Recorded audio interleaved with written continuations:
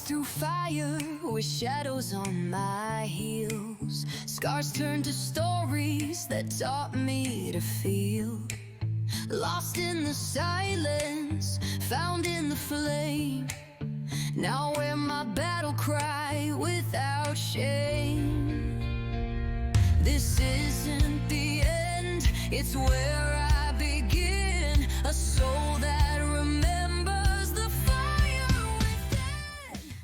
Welcome back to another episode of A Warrior Spirit, brought to you by Praxis 33.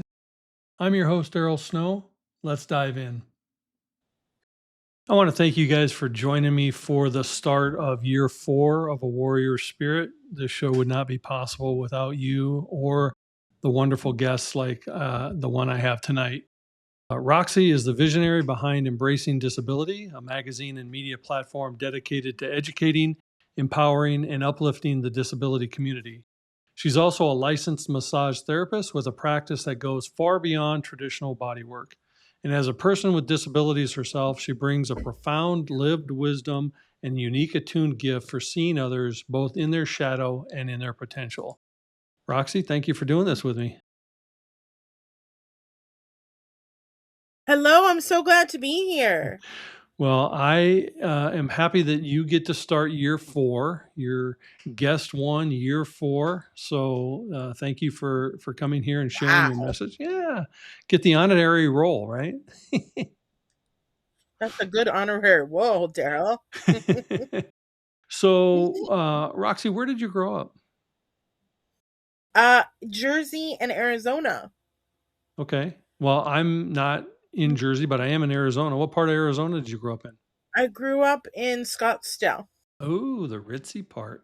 Yeah. Not really. I was in the poorer part. The I poor was part in, of, we call that East Mesa. yeah, pretty much. I was near the McDonald Buttes, Oh, like okay. down from where the Smitty's was and the Milk Depot. So how old were Granite you when you Reef. were here?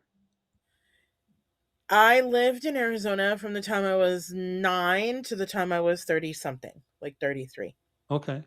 So most people move here for the warm climate. Why did you Yeah. move away?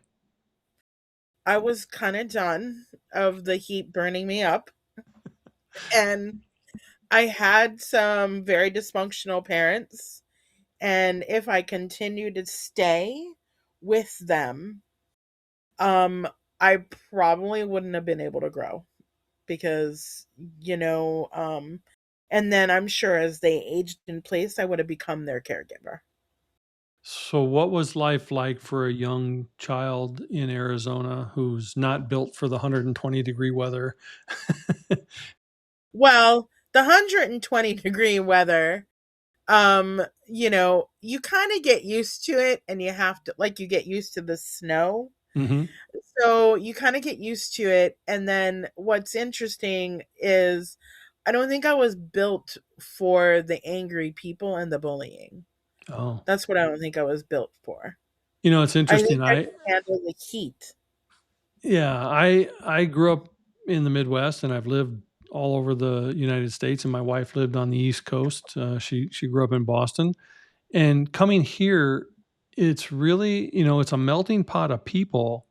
So Yeah. you'd think it'd be more sociable.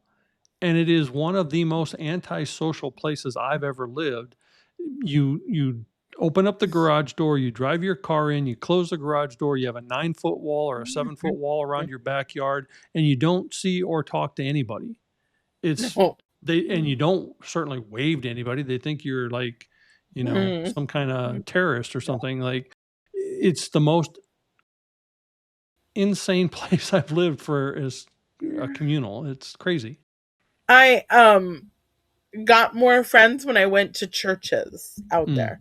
Hmm. Like the new thought churches out there. When I went to them, I found people. But other than that, it's isolated. Hmm. And there was a lot of bullying in school. What was your home life like? Not good. Very dysfunctional. My brother bullied me at home. My dad worked a ton of hours because he was trying to take care of all of us. and my mom had a lot of dysfunction and wasn't really happy. So her dysfunction became everybody else's dysfunction. I She helicoptered me because of my disabilities. Um, so if I would try to go for a walk after I'm outside for 15 minutes, she's screaming and hollering my name, looking for me, like causing a search party because I'm gone for 15 minutes. So how many siblings did you have? Well, I have a half sister in New York, and then I have a quite not remarkable brother in Arizona, Is he older or and I have younger? an uncle, um, older, three Older, okay. years. Yeah. So you mentioned your disability, and part of your career is working with the disabled. What is your I hate labels, so what Sure. what is your So disability? I was born with a leg discrepancy when I was born, and they didn't find out about it until I was about 3, but I was falling a lot, so they wanted to know why I was falling all the time. And and then um they found out that I had a pretty significant leg discrepancy, and they put a heel lift on my shoe. So I had to walk around with a gait and a heel lift and see a lot of medical professionals when I was a young child. So they were always trying to get the legs to balance. By the time I hit puberty, before I hit puberty, they decided to do a surgery on my left leg to stunt the growth, but it didn't really work. It wasn't a very successful surgery. So my operation wasn't very successful, and then I would say in the late 70s they diagnosed me with like all the disses. So I had dysgraphia, dyscalculia, um, dyslexia, and I think I had um, I know they put me in speech, but what was called the pull out system. So you had to go to special classes Hmm. to get special help from teachers that were trained in like different things. I used to love to read, so they were confused about how I couldn't really do math or writing, but I wanted to read all the time. Um, they were confused that I couldn't color in the lines. They were confused that I could explain things well, but they were confused about a lot of things. They weren't judgy in Jersey, but they were a little judgy in Arizona. I remember I had one teacher that made me sit and write cursive for hours. Felt like torture. I was like, I don't think this is gonna do anything. It's still gonna be the same handwriting. Yeah.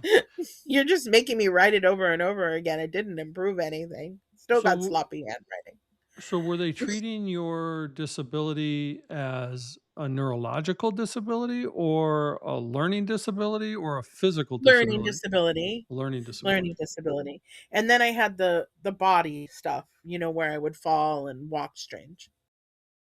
So, did your parents treat you as a disabled child, or did they treat you as a normal, quote unquote, My normal child? dad, I think, more tried to treat me normal and love me just who I was.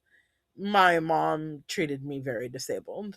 My mom definitely made me, you know, uh, overprotected me. So, how would you view yourself then at that age? Did you view yourself as having an issue, Oh yeah. and did you act accordingly, like, or did you try Um, to power through it and overcome it? well, I wanted to overcome things, but oh yeah. The kids all knew I was labeled and they treated me as such. So I knew I was different, but I was already different. And then I wanted to go and when I would see my peers, I was like, well, I want to be like them. Why can't I be? I want to do leadership. I want to do community service. Why do I have to not be like them? And that would always make me mad. Like I didn't want to be like that. Like I didn't want that at all. And I didn't want to be known just because I was different, but that's how you were labeled. Yeah. And you were basically shut out of things and you were basically told that you couldn't. I was able to go to the churches and I was able to go to the youth groups. It's like where they allowed to include you. Or were Um forced to include you. or was, yeah, forced to. They but I had some cool teachers because like my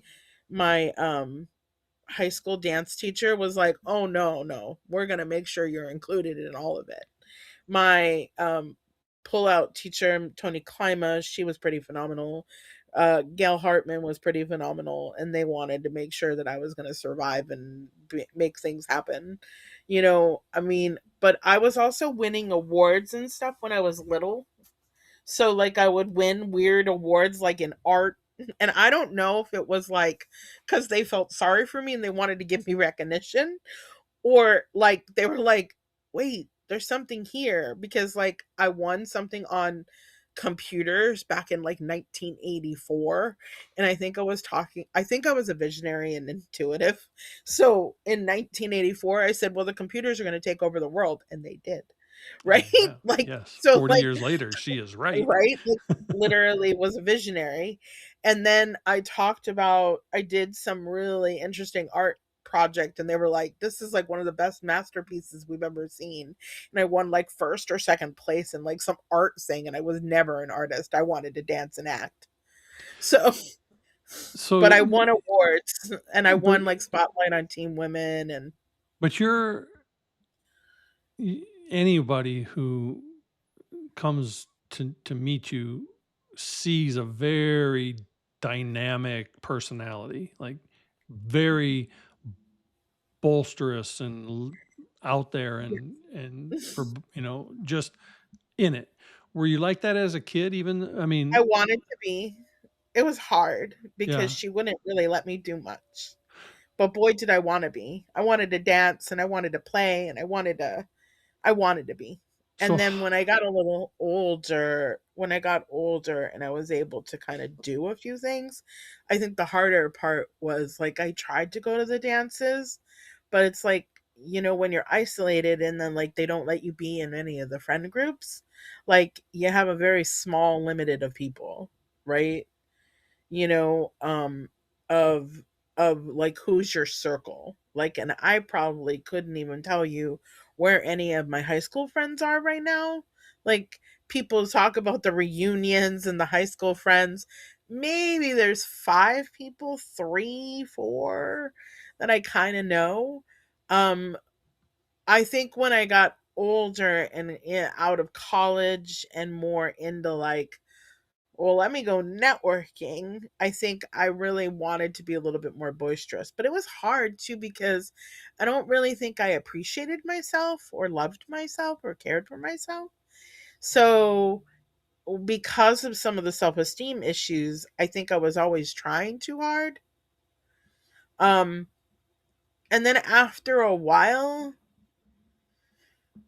when I really started realizing that like business was fun and I got way older because I didn't really start my businesses until I was in my 40s. And when I got way older and I realized that business was fun and business could actually get me connected into community and I started learning how to get into communities, I've been having the time of my life. I've been going to parties and I get to go to gatherings and I get to go, to things like Movement Maker Live with the Unleashed. So I get to do a lot of really nifty and cool stuff. And then I just find more nifty and cool stuff and I collect people along the way. So I know that I have a disability, but I also am unique and I want to, and I like that I have my high verbal learning. I have my high verbal skills. And I like that I literally, now that I'm learning more about myself after some of the troubles and those challenges that I went through my whole life, I love that I get to be me. And there's nothing really more exciting than me being, me being who I am, and I want to be curious about how to bring money in, which is always hard. And I want to be curious about how I want to approach my businesses. um, and how I want to show up in the world. So, um, But this is I've fascinating always, because you struggled in school, you were bullied, and then you went yeah, to college, which is even more school. oh God, yes. Like, what propels you to go to college after your high school experience? Like, most people say, that's enough of that BS for me. I'm not doing more. I watched a woman at home suffering and saying that she was never going to be enough. She hated her life. She didn't want anything. She wanted to get married, have babies, and then that wasn't enough. She couldn't really work. Her learning disabilities were so severe. Your mom? Don't go to college. Yeah, my mom. My mom. Don't go to college. That's dumb. You're stupid for even thinking about that. I'm like, watch me. And so I wanted to be more, and I really hoped that I could have been a special ed teacher, but that didn't really work out very well. And then they were like, well, you can't really do teaching because you don't really learn very well and you can't pass math. And I was like, well, when am I going to use math in a third grade classroom? Per general or even a pull-out system, like when am I going to use math? I'm sure there's another teacher in there that might be able to do that. No, you need to know math. So I got a sociology degree, but most of the reason why I went to college was because I had two parents that struggled their whole entire life, and one woman who basically said you don't need to amount to anything, and teachers at my school saying being a secretary is just going to be okay. And I was like, no. Why do I have to why are you going to make me poverty and suffering? Like, they were almost would say just go find a husband. Well, how hard is that when uh, there was almost negligence at home because I was so isolated and I wasn't allowed to really socialize. So I didn't really know how to interact, and I didn't really know how to meet men or meet anybody really, you know? And when I'm boisterous or when I'm bold and when I speak up, people think that I'm speaking up because I'm complaining, but I'm really just trying to be in my power and say, no, I need to know how to do this. And I really need to know how to get to this next step. And can you hold my hand and help me, or can you be a collaborator with me? And sometimes it works really well. They're like, yeah, let's kind of figure out how to do that. And other times they are kind of like, you're kind of problematic and you're dramatic. And I'm like, and like, and like, I'm working on my healing. I'm doing things in my life. And I'm like, am I? Yeah. Am I really problematic or drama? Eh, Is am I that just trying really to learn? happening? Right? Like, Yeah. all that I'm doing is trying to learn. I'm trying to learn you because you're not in my world. So I'm also trying to understand people all the time because they're not in my world. And I don't think like everybody else. I'm thinking in this huge big picture, like I'm jumping up here like massively into like some penthouse or top of the building, and you're like down here telling me the basics, and I'm like, no, I'm like way up there, and you gotta bring me down a little bit. Do you think that's And part of your like you felt at a young age that you were gifted and intuitive, and people who are isolated spend a lot of time in their head. They spend a lot of yes, time with their higher self, and especially ones who want to grow beyond what the world has limited them to. So do you yeah, think that intuitive nature and that spiritual guidance has exponentially broadened your brain, but it comes across in the limitations of the physicality, so people don't understand that you're that far advanced, and they don't give yes, you the credit for it, and they don't treat you they don't. like that. They don't. So I do had you an episode yesterday with that. and describe that? So I've been doing some healing work since. So the answer to that question is yes, because when I was like, I don't know, let's just say 15 years old, I started studying the Bible because the churches were the only places I could go. And I started studying the Bible, and then all of a sudden I would speak in tongues, and I think God and I wanted to have a conversation. So I go to the church and I'm like, so I'm talking to God and I'm praying, and then all this language is coming out of me. They're like, that's not true. And I was like, but wait a minute. I don't know. I don't know this Hebrew tongue. I don't know this thing. I think I'm speaking in tongues. I think I'm reading the Bible and I'm talking out loud in a whole different language that's not normal. I have that memory. I have that knowledge. I have it. And then they're like, no, false, can't happen.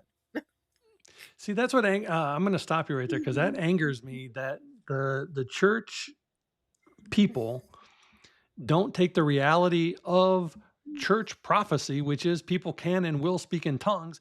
And then when it happens, they dissuade them and discard them and shun them. Like Right. your platform from the pulpit does not exalt you to the only one who can experience the hand of God in your life. I hate Yes. that. That's why I'm spiritual and not Yes. religious. My Man. brother and I almost tried to have a debate with me. He loves to debate with me. And I said something about God and something about, and he's like, blah, blah, blah. And he was like, that's not true. And I said, I'm not going to debate my love affair for God with you. I'm like, that's just off limits. Like, we can't do that.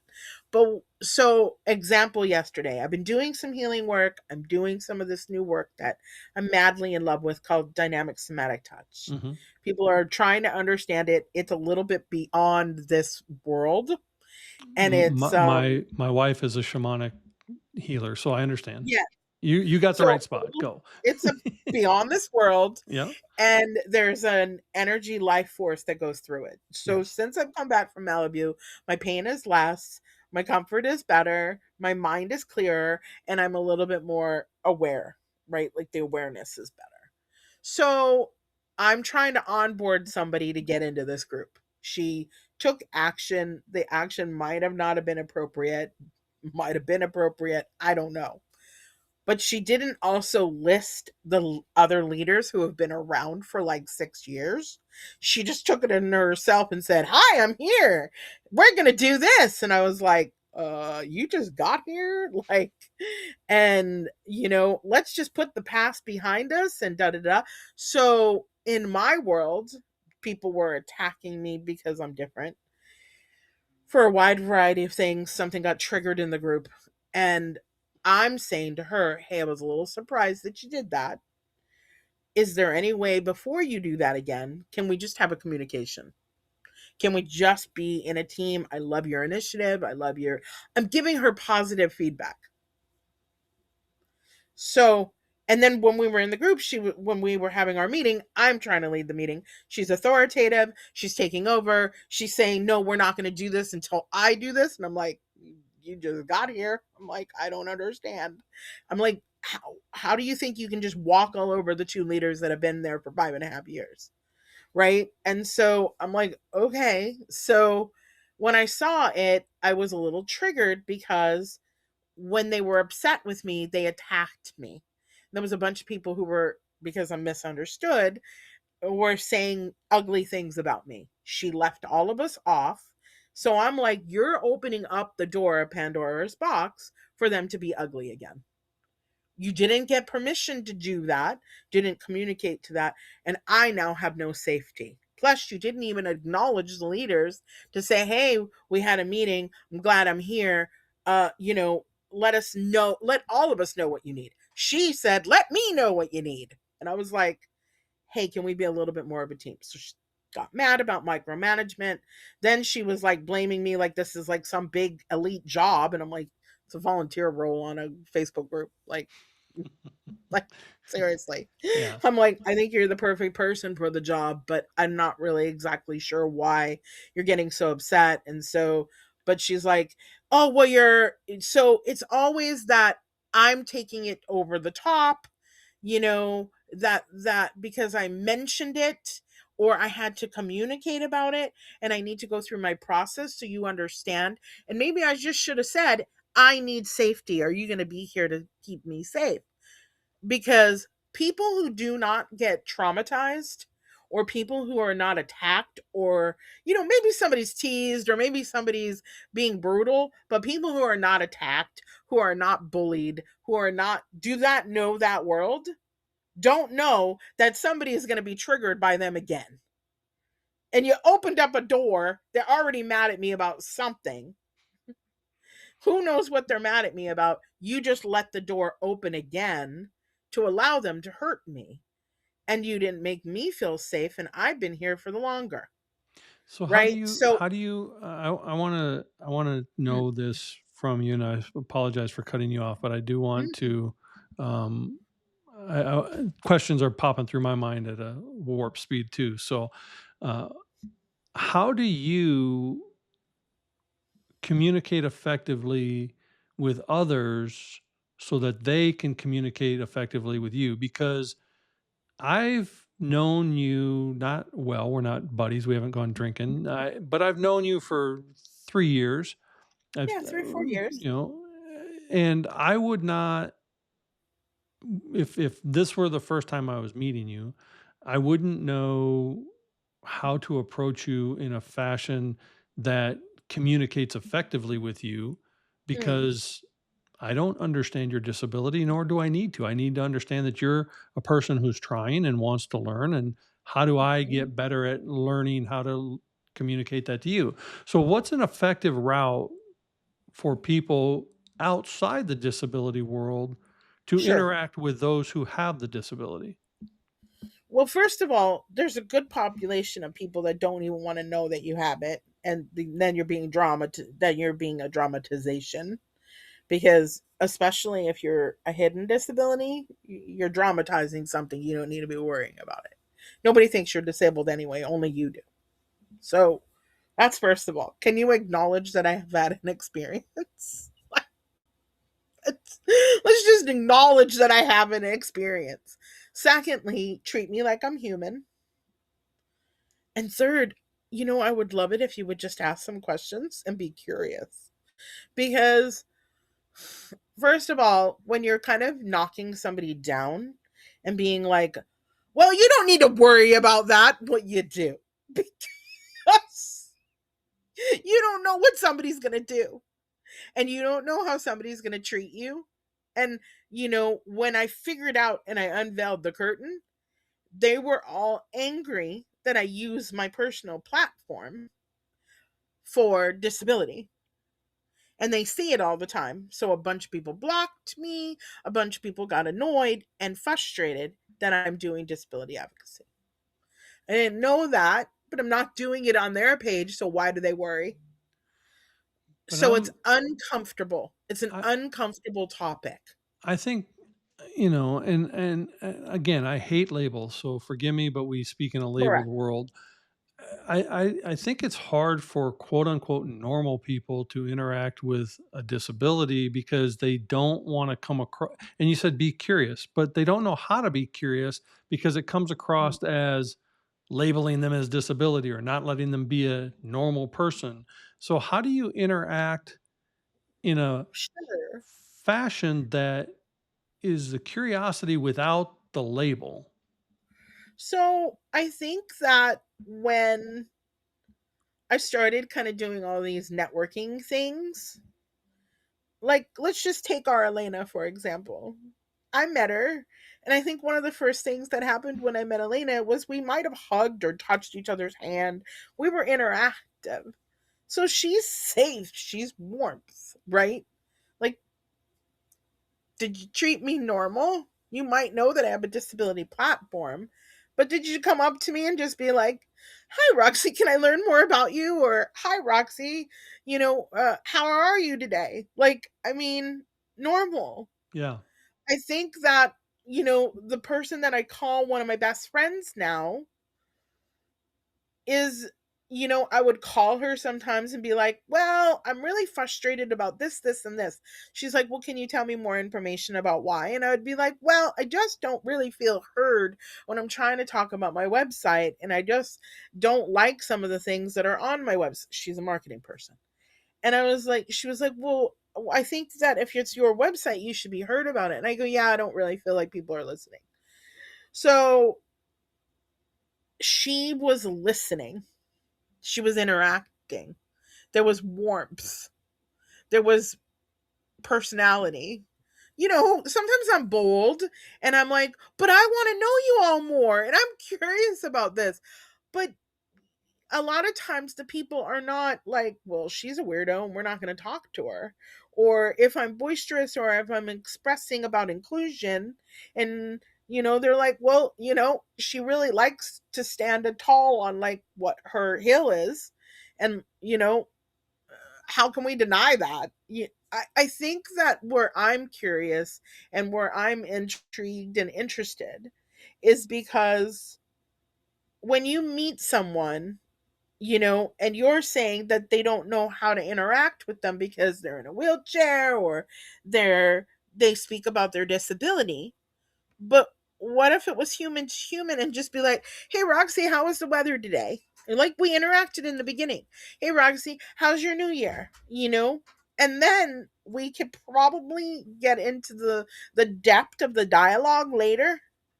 But if you've just included me in dialogue Yeah, and I think that's a and made mistake me that feel normal safe. people. Yeah, I don't think, and again, sorry for the label, but The normal the I normal don't think person. normal people include enough by asking the broad general question, the human question that they ask anybody else. How are you? Right? I do want to ask you, how are you? But I do want to ask you about a couple of these things. This was something that happened last Woo! November. Uh, Yes. so uh, even though it's in a couple months ago, can you explain what this was? Yeah. So for a long, long time, sometimes clothes didn't fit me right. And Was that and because of the because leg? yes, and because I also had some scoliosis and some structural issues, my body is just weird. My body is off. Okay. So, um, I love to like almost play alchemy or sleight of hand and say, wait a minute, do you want to know anything about disability or do you want to understand disability? Well, there's a world of people who are disabled and they can't find the clothes they need. So there's this world of, I really needed some Velcro over here. Or what if I had magnets and I could just open it up and close it? Well, what if I could stitch something that made the pants wider and stretchier so when I got them on, they kind of fit a little bit better. And when I had an amputation, that it could go over that leg. And, if I can't really stand up while I'm putting my pants on, what if I could just open it and then put my pants on and then be able to stand up and get my prosthetic on? So it's a world that doesn't fit us. So I made some adaptive bags and adaptive clothing to help people function differently in a world. So I have like pants that have magnets. I have dresses that open up in the front. I have dresses with full magnets on them. So I'm I'm excited about that whole concept of taking an idea and saying, okay, well, how do we make this better?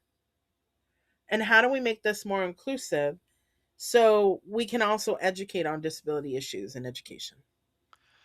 Which is the mother of all necessity, right? You do what you can't find, and that's how you not only help yourself but you help others who are in the same need.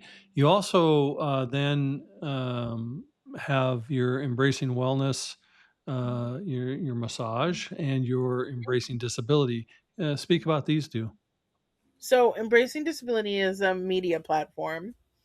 You know, um, I want to elevate the world of people with disabilities. People with disabilities are also scared of being elevated. And I'm sorry, I'm not in the circle very well because sometimes my body has to shift. That's Now okay. I'll I'm I'll out of I'll, the circle. I'll see what I can do. Awesome. Well, So, there, that looks better. there you go. So, embracing disability happened right after I had my horrible car accident, which was 4 years ago, and I crashed and I hurt my head, and I had hematomas, I broke my nose, I broke my orbital bone, and I probably broke my jaw. And I feel like it was quite a nutty experience. But while I was in the hospital, I could see how they treated you. Oh yeah, you're just gonna be disabled now. I'm like, I already been. What are you talking about? Like, oh yeah, you're gonna just need to use the walker. Forget about walking. You'll need something. I'm not using a walker. So like, there's so much judgment in the hospital. It's ridiculous. So while I was in the hospital, I was like, well, what do we can do about elevating people? What can we do about bringing this elevation forward and bringing these ideas forward so people with disabilities don't have to feel so challenged and so remarkably like they're not worthy enough or they're not important enough.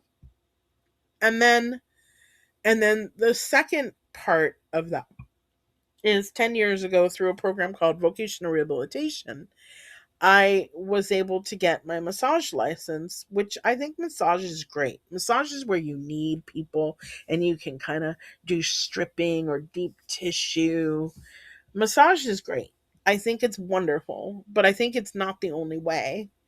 And I've been studying for the last quite a few years that I've been researching different kinds of modalities and different kinds of work. And I'm now, really in love with lymphatic drainage, which is a modality that helps it boosts immunity, helps performance, it moves the lymphatic system, which is part of our bodies, 25 to 30 times faster. For over a year quietly, I've been learning something called dynamic somatic touch. And now I have this tool where I can work from the head to the chest to the thoracic to the diaphragm to the belly to the pelvis and help things move through life force down your legs. I've been practicing it, Daryl, now for 3.5 weeks, and I'm clearer. I have less anxiety, and I'm more at peace, and the pain has gone from a 12 to a 3 to a 6, which I can't explain. Like, Well, I you just can't can because explain. you're intuitive enough to Well, understand I energy and can, but like, how do yeah, you explain it to the world out there? yeah. So, I mean, I feel like, and on the interesting part too, that I might have a handful of people with disabilities, but most of my clientele are people who don't have a disability at my massage place. And I also think that even in embracing disability, I interact with the disability world, but I'm trying to educate the societal people because they're the ones that really need to understand disability and disability values.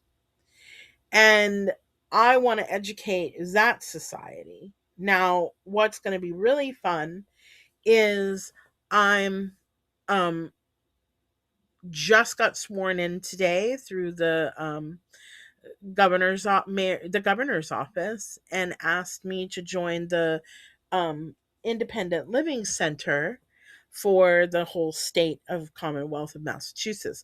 Man, when you get sworn in, you're like, I solemnly God, blah blah blah blah blah blah blah blah blah blah. Put your hand on your heart and say that you're going to uphold the Constitution to the whole Commonwealth and the whole United States of America. It was some serious business today, man. They weren't messing around. I was like, whoa.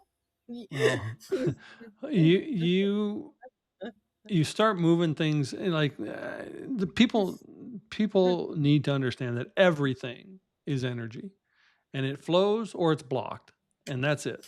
Correct. And there are Yeah. practitioners that will help you keep it flowing, get it unblocked, and get it moving again. And unless you're in balance, unless you're in alignment, unless you're flowing, things are going to be a little more challenging than they need to be. Now, just because you have perfect flow doesn't mean you're going to have a perfect life, but you still have to Right. have it Correct. flowing for everything. I look at it like a three-legged stool, right? If one of your legs is shorter than the other, no pun intended, Right. sorry. No problem. um, but if one of the three Lifetime. legs, if one of the three legs is shorter, all you're going to do is wobble. All Uh-huh. three have to be in balance, and Yes. until they are, you may be able to keep the stool from falling, but all you're going to do is wobble. So you have to have them balanced, and that's what energetic flow, whatever the modality is, helps do. And everything is energy. And this is why when I became a massage therapist, it was the healthiest thing I've ever done, because then I was able to keep me in flow. My brother, other people in the world think that I stay in this world of drama, stay in this world of hurt, in this pain. I can't. Because how would I go into a treatment room and help another human being feel better, move out of there in more comfort and less disconnected in their body, if I was a disaster and sitting in my pain body? And that's why I think embracing disability should be. I'm not telling you how to run your business, and nor will I ever, but Yeah. I think it should What's your be idea? I think it should be working more with those who are not disabled to help them embrace the disabilities of others Mhm. and make the connection better and make it more of a communal world where one side Yes. understands the other and it's more Mhm. inclusive than not. Yes. So two things are happening. One, I'm going to set up a whole inclusive values campaign, inclusive values concept, where I want people to start having that conversation with me, and then they can sign up for a deeper way that they can be like, "Oh, I can earn like a certificate, or I can earn a badge, or I can learn and earn this certification or this way about understanding inclusion." So let's say it's the bank, right? And the bank doesn't know how to do it. But then all of a sudden they're like, oh, well, we've got some money so we can do some re-evaluation of this. We know our bathroom is okay, but we can lower a couple of the tables.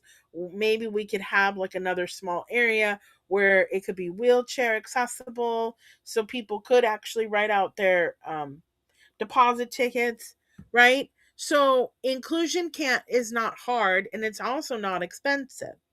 But if you can learn those ways from intelligent people that have disabilities with their lived experience, that's really valuable, right?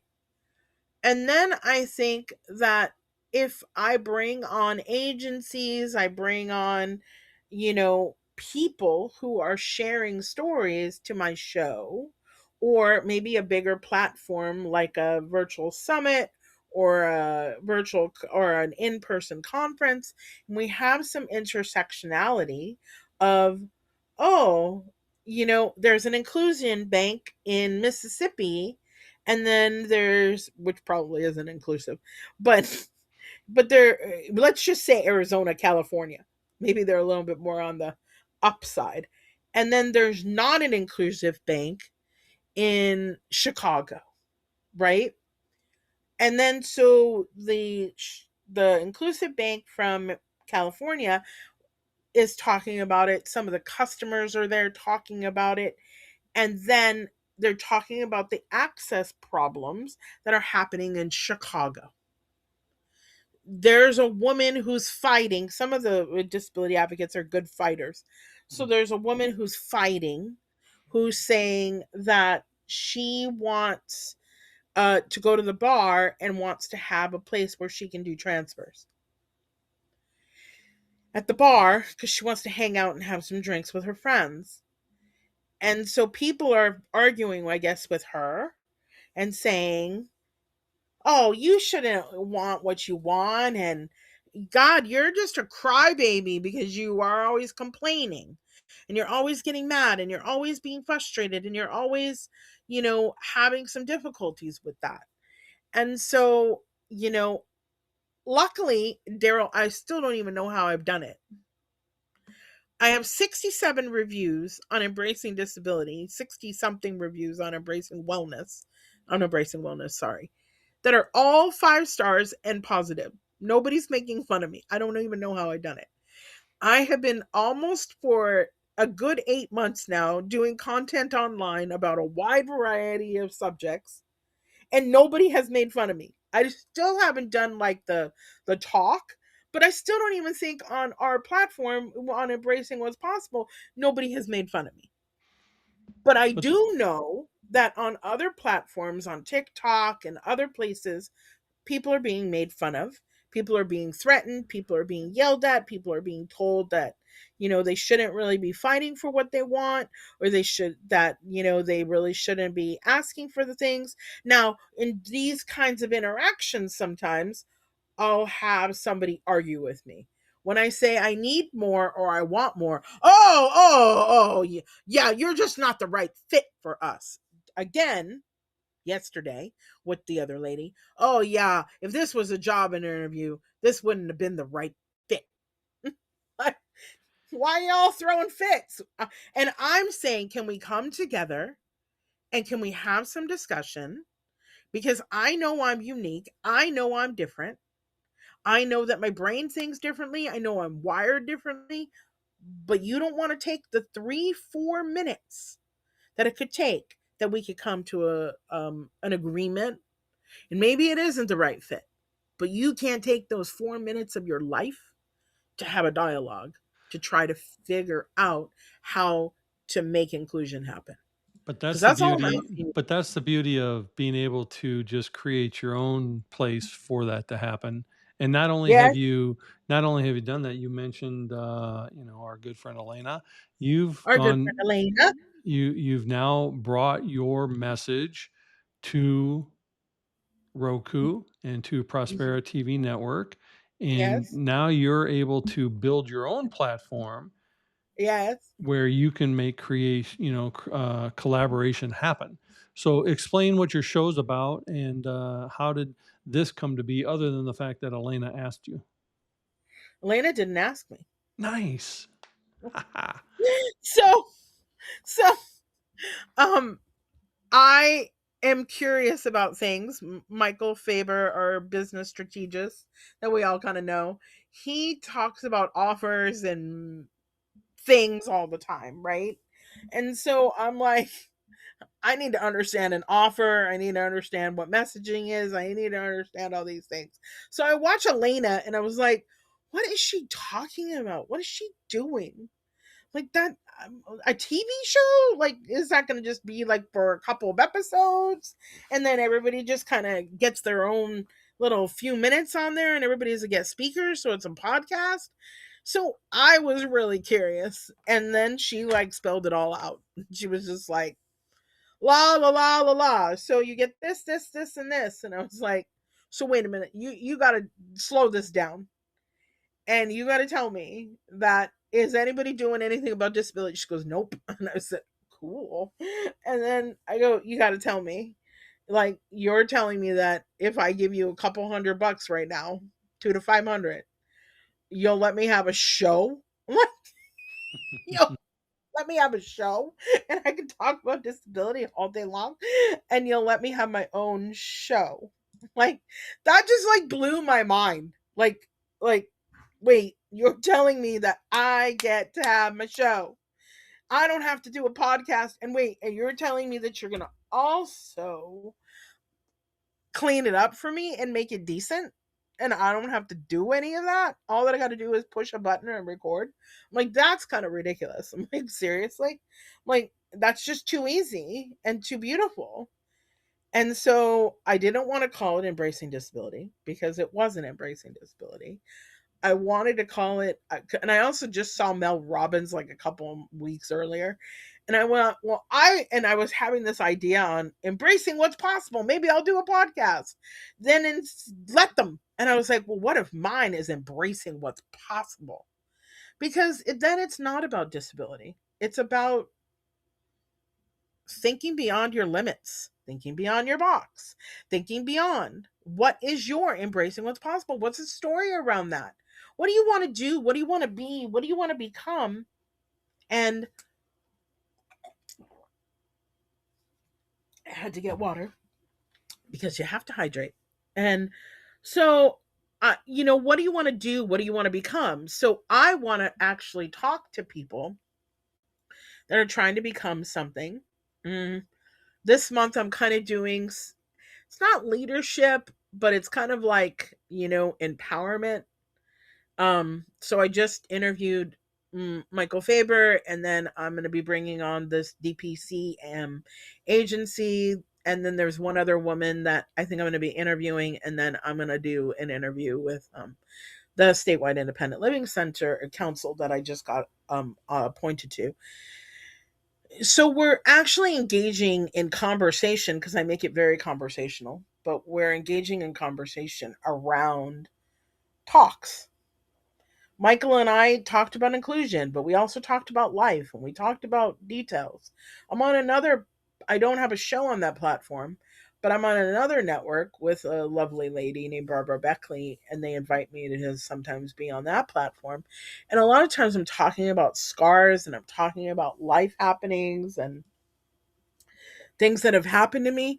So I think having a platform of where you can express yourself and then bring in, with a very caring vibe, bring in other people that you can talk to and talk about life measures and being curious about what do you want to create. And the beautiful thing about having your own platform is that if you don't have a guest who you can discuss stuff with, you can go on and share your own ideas and your own views, and that will spark interest in other conversations that can happen further down the road. So you're not limited to what the guest interests are. You're not limited by anything other than what you put on the air, and it'll Yeah, be inclusive because you'll make it inclusive, and it'll be yeah. possible because that's what it's supposed to be for. So I want to ask you, who is the Roxy of today versus the Roxy of 10 years ago? You Oh said God. you said you're healing, you're transformed. How are you different? Mhm. I don't hate myself. It's a good start. I don't fear everything anymore. Um, I want to try out an idea. I'm just like, boom, let me try it out. It might work. Um, I'm feeling more attuned to myself than before, where I think I was trying to be attuned. It was always about a try and not that it was. Mm, I think the Roxy of 10 years ago cared about herself, but didn't know how to. I didn't know how to overcome the battles of what people would always say. So people would always say, well, I really wouldn't do that because, it's going to be really hard. Oh, yeah, I really wouldn't put forth that kind of effort because, it's going to be really difficult for you. Yeah, you can't really do that. Why should you? I can't believe that you would do that. Like what? Oh, and what you did. And I was like, there was always some kind of blame somewhere, and it was always coming from the outside. And I know a lot of times, you can't act like a martyr, but I can definitely tell you that now I would look at myself and I would try to reflect. But again, and when problems stir up, you know, I mean, it's kind of weird that, like, at the beginning of a year, I had a problem, and towards the end of the year, I had a problem, but I had less and less problems with people, which I think is wonderful, because I don't think it's fair that if I know what I'm doing, that other people have to interject and be like, well, you don't know what you're doing, and we probably know better for you. But how do you know if you're not in my head and we haven't had a conversation? Yeah, that's them seeing your disability and not your humanity. Mhm. Correct. So, what do you want your legacy to look like? I hope that I put forth enough content, enough product that things can sustain, and that the work that I did 30 years ago in employment, we're in the same situation that we're in now. And I'm kind of disappointed. But I'm going to celebrate something different. I'm in a women's group, And I'm the one that safely started talking about disability in that group. And when I safely talked about disability in that group, more people will be able to realize that they could be safe. So if I can set a precedence where people can embrace their disability, celebrate their achievements, celebrate their milestones,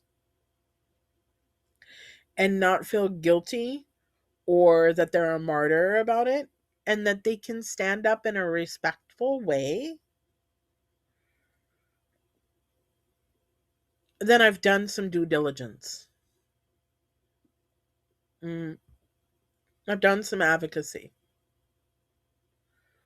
Um, I've done a lot in my life, and I'm hoping that there's a couple more things that I'm written or that is out there that gives a little bit more oomph to the things that I'm working on.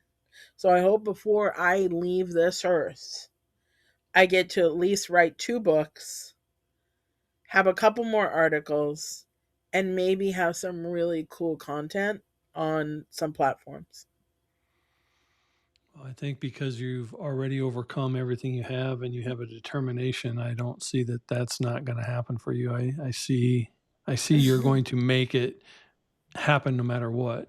So I'm going to ask you the final question, Roxy. Yeah. What does a warrior spirit mean to you? Mm. I think that when you're a warrior, you're fighting for a cause. There's a cause. Whether that's a good cause or a bad cause, you're fighting for a cause, right? But when you add the word spirit in there, so, I'm going to take the example of our crazy nation right now, right? So they're fighting for some oil. Are they being warriors? Maybe. But they're fighting for some oil and they're fighting for something. But there's no spirit there. And spirit is the passion, the fuel, the love, the commitment behind it. You can be a warrior. I'm gonna get it. I'm gonna go and find whatever I want and I'm gonna go and get it. You can be a warrior and you can fight a battle. But if you fight a battle that has or you take on this warrior piece and you do it with spirit, spirit is what is bringing that energy forth. It's the life force energy, It is, yes. Well, right? So, yes. I'm glad that you brought your warrior spirit and your life force to the show. Thank you for starting off year 4. I appreciate you, and I'm glad that we're in the same tribe and we're gonna both make it happen. So thank We're you. gonna make things happen We're gonna because make we have things happen. warrior. We have warrior energy spirit. There you go.